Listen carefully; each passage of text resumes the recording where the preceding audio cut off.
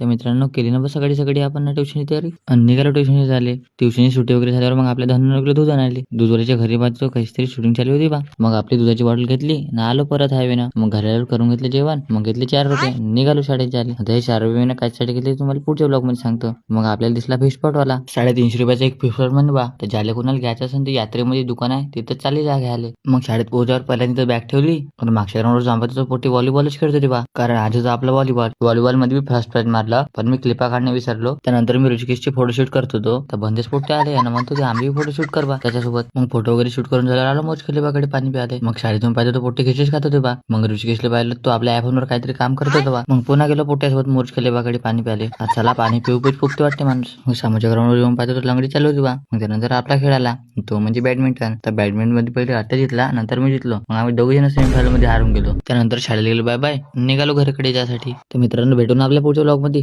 तोपर्यंत फॉलो करून घ्या.